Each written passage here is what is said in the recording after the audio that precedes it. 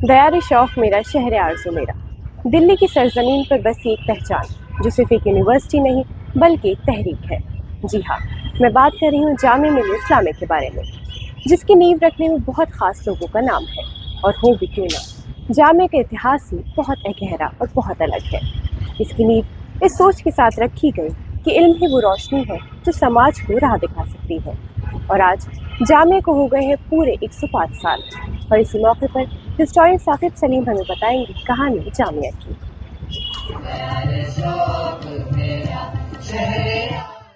जैसे जामिया को 105 साल पूरे हो गए, तो मैं आपसे जानना चाहूँगी जामिया की हिस्ट्री के बारे में। कब बना था ये, किसने बनाया था ये?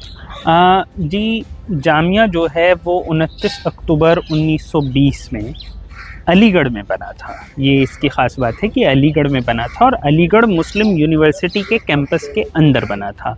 और ये हिंदुस्तान की जो फ्रीडम स्ट्रगल है उसका पार्ट है, उसके तौर पर बना था। और गांधी जी के एक तरीके से देख रेख में बना है और बाकी सारे फ्रीडम फाइटर्स भी उसका हिस्सा थे। लेकिन गांधी जी ने जो नॉन कोऑपरेशन की कॉल दी थी जलियांवाला बाग के बाद, खिलाफत मूवमेंट का एक तरीके से हिस्सा भी था, उसमें उन्होंने ये मांग रखी थी जो अगस्त से ही शुरू हो गई थी। लेकिन 9, 10 और 11 अक्टूबर को मुरादाबाद में एक बड़ा सम्मेलन हुआ था, एक बड़ा कन्वेंशन हुआ था जिसमें सारे लोग मौजूद थे। अली ब्रदर्स मौजूद थे, मालवीय जी मौजूद थे, गांधी जी मौजूद थे। तो वहाँ पर ये डिसाइड हुआ था, ये कॉल दी गई थी कि अलीगढ़ मुस्लिम यूनिवर्सिटी, और गांधी जी ये मानते थे कि अलीगढ़ मुस्लिम यूनिवर्सिटी मुसलमानों का नेतृत्व करती है, उनकी लीडरशिप उन्हीं के हाथ में है। तो उन्होंने ये अपील की थी कि अलीगढ़ मुस्लिम यूनिवर्सिटी के ट्रस्टीज़ अंग्रेज़ सरकार की जो एड है वो लेना बंद कर दें। तो जब ये डिसाइड हुआ तो उन्होंने ये मांग करी, तो जाहिर सी बात है ट्रस्टीज़ ने नहीं मानी। तो एक अल्टीमेटम दिया गया। 12 तारीख को अलीगढ़ में गांधी जी आए, शौकत अली खड़े हुए स्टूडेंट्स यूनियन हॉल में, और उन्होंने ये मुतालबा किया, ये उनसे कहा कि देखिए ऐसा है कि आप लोग सरकारी एड बंद कर दीजिए, हम चंदा इकट्ठा करके यूनिवर्सिटी को चलाएंगे। तो 19 तारीख एक डेट दी गई थी कि अगर तब तक ऐसा ना हुआ तो स्टूडेंट्स एक साथ यहाँ से अपना एडमिशन कैंसिल करा लेंगे। लेकिन यहाँ पर ये समझने वाली बात है कि जैसे आजकल बहुत सी बार बॉयकॉट की बात चलती है कि चाइना के गुड्स या कहीं के गुड्स और स्वदेशी, तो गांधी जी का विजन सिर्फ बॉयकॉट नहीं था। गांधी जी ने कहा कि अगर बॉयकॉट होगा तो अपना हम कुछ बनाएंगे।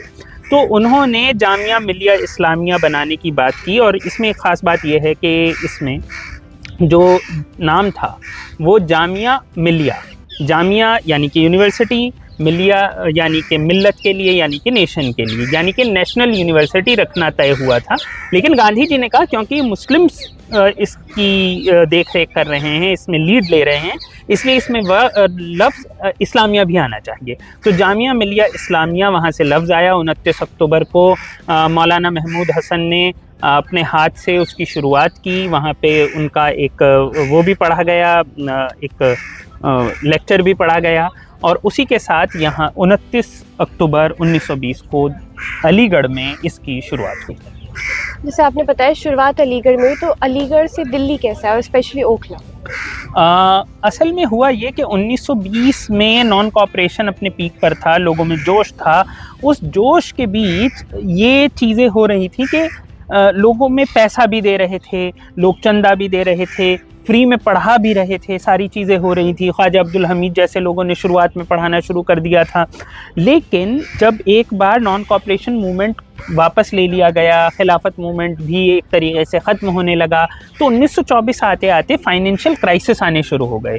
और उसी के साथ अलीगढ़, वहाँ पे ऑलरेडी एक बहुत बड़ी यूनिवर्सिटी थी, छोटा सा शहर था, तो वहाँ पर एक दूसरी यूनिवर्सिटी का होना बड़ा अजीब सी बात हो रही थी। तब ये डिसीजन लिया गया, हकीम अजमल ख़ां थे जिसमें लीड करने वाले, और तब ये डॉक्टर अंसारी भी थे और भी लोग थे, और गांधी जी का भी उसमें साथ था। तो तब ये डिसीजन ले लिया गया कि अब ये जो यूनिवर्सिटी है इसे शिफ्ट किया जाए। एक तरफ बात ये चल रही थी कि बंद कर दिया जाए, गांधी जी ने कहा इसे बंद नहीं किया जा सकता है, तो इसे शिफ्ट किया जाए। तो शिफ्ट कहाँ करें, तो करोल बाग में पहले शिफ्ट किया गया, और करोल बाग में ये यूनिवर्सिटी 1925 में पहुंची। और वहाँ पर फिर क्लासेस शुरू हुई और धीरे धीरे यूनिवर्सिटी वापस थोड़ा ट्रैक पर आने लगी। जो क्राइसिस था वो धीरे धीरे ख़त्म होने लगा। मैं जानना चाहूँगी मौलाना मोहम्मद अली जौहर की क्या भूमिका थी इसे बनाने में? जैसा कि मैंने सबसे शुरुआत में बताया कि जो हिस्ट्री है वो ये है कि अली ब्रदर्स हमेशा से साथ थे। तो मौलाना मोहम्मद अली जौहर साथ थे। मोहम्मद अली जौहर जो थे वो जब यूनिवर्सिटी बनी तो उसके पहले वाइस चांसलर भी बने। ठीक है, पहले चांसलर हकीम अजमल ख़ान थे और वाइस चांसलर मोहम्मद अली जौहर बने। इसमें ख़ास बात ये भी है कि मोहम्मद अली जौहर उसी दौर में खिलाफत मूवमेंट और नॉन कॉपरेशन की वजह से सिलसिले में बार बार जेल आ रहे थे, जा रहे थे, जेल में ही थे। तो जब वो जेल चले गए तो यहाँ पे बहुत ज़रूरी चीज़ है जो समझने की है। बहुत से लोगों को लगता है कि सिर्फ मर्द हजरात इसमें थे। तो अमजदी बेगम जो कि मोहम्मद अली जौहर की वाइफ भी थी और उन्होंने सामने से नॉन कॉपरेशन लीड किया है। आपको बाकायदा उनकी वीडियो मिलती हैं जिसमें एक औरत बिना बुर्क़े के, बिना पर्दे के चल रही है गांधी जी के साथ।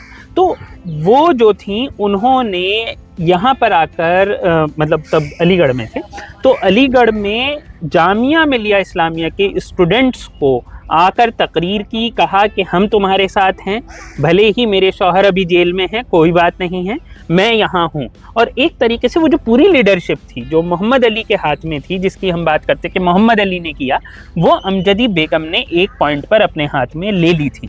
तो उसके बाद वापस वो आए, फिर मोहम्मद अली वापस शुरू हुए। लेकिन 1924 आते आते जैसे नॉन कॉपरेशन कमज़ोर पड़ने लगा तो मोहम्मद अली के बाद मतलब अली ब्रदर्स दोनों ही, उन्हें ये लगने लगा कि अब यूनिवर्सिटी चलाना थोड़ा सा मुश्किल है, तो उसके बाद इसे यहाँ शिफ्ट कर दिया गया। तो जैसे आपने अभी बताया अलीगढ़ से करोल बाग आए, करोल बाग से यहाँ जामिया कैसा है? जब करोल बाग में थे तो फिर से एक बार क्राइसिस आना शुरू हुआ लीडरशिप का, पैसे का और बाकी चीज़ों का। तो उसी दौर में ये डिसाइड हुआ, और करोल बाग में बहुत ज़्यादा जगह भी नहीं थी, तो ये डिसाइड हुआ कि यहाँ पर शिफ्ट किया जाए। और उस ज़माने में ओखला एक बयाबान सी एक गांव समझ लीजिए, एक दूर सी जगह थी, यमुना का किनारा था।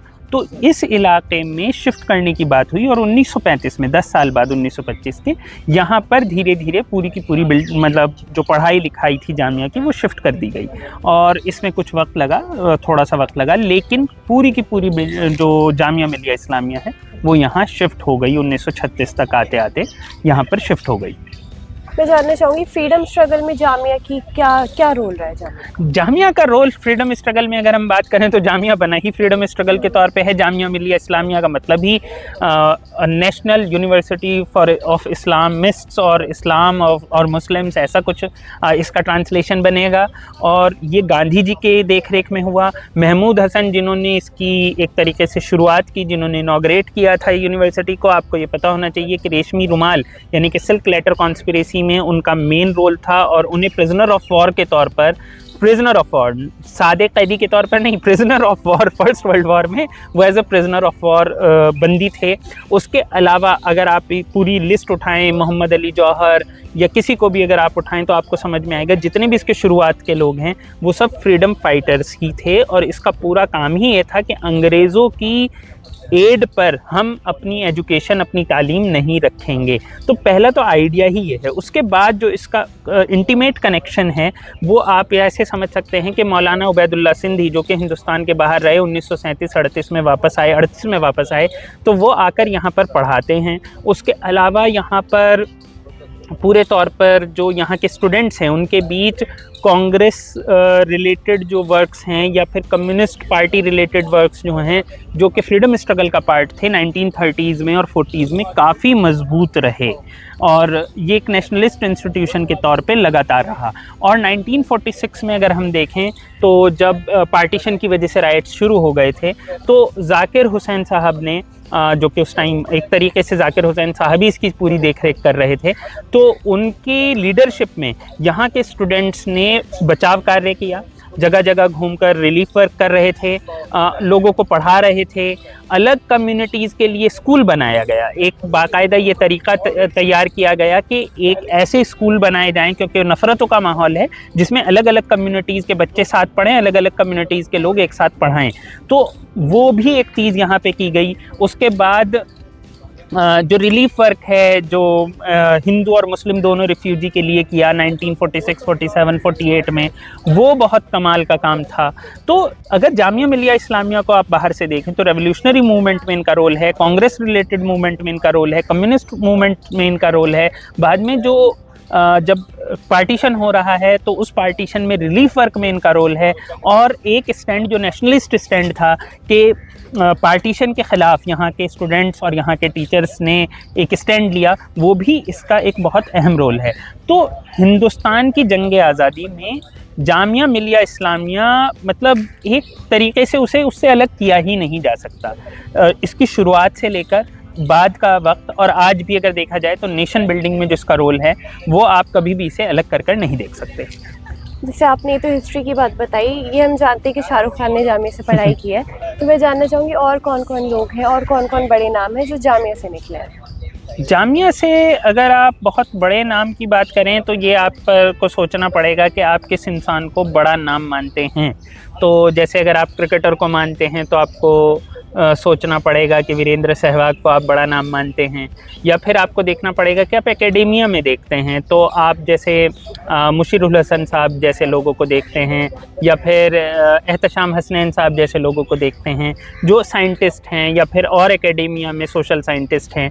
तो इस टाइप के लोगों को जब हम देखते हैं तो हमें ये पता चलता है कि जामिया से जुड़े हुए लोग हर फील्ड में आपको नज़र आएंगे, आपको फिल्मों में नज़र आते हैं। अभी मतलब अगर आप देखें तो छोटे और बड़े रोल्स में आपको फिल्मों में बहुत लोग यहाँ के नज़र आते हैं। खुद जो यहाँ का मास कॉम है तो उसमें ये अकेले बड़े नाम नहीं हैं, आप हमसे ज़्यादा जानते हैं कि बहुत सारे बड़े नाम वहाँ से भी निकल कर आए हैं। और मेरा ख़्याल ये है शायद ज़ीशान अय्यूब भी यहीं से पढ़े हैं, तो वो भी एक नाम आपको यहाँ से मिल जाएगा। तो आप अगर लगातार जामिया से पढ़े हुए लोगों की एक फहरिस्त तैयार करते हैं तो आपको बहुत सारे लोग नज़र आते हैं, हर फील्ड में नज़र आते हैं, पॉलिटिक्स में नज़र आते हैं, आपको अंजना ओम कश्यप नज़र आती हैं, आपको तरह तरह के लोग यहाँ से पढ़े हुए नज़र आते हैं। तो ऐसा नहीं है कि कोई एक फील्ड, हर फील्ड में जैसे केमिस्ट्री का डिपार्टमेंट है तो वहाँ से आपको पढ़े हुए साइंटिस्ट नज़र आएंगे, फिज़िक्स का डिपार्टमेंट है आपको वहाँ से पढ़े हुए लोग नज़र आएंगे। तो यहाँ का रोल नेशन बिल्डिंग में हर जगह है।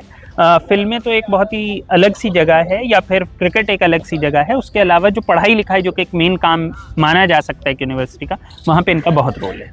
29 अक्टूबर ये कोई आम दिन नहीं बल्कि जश्न जामिया है।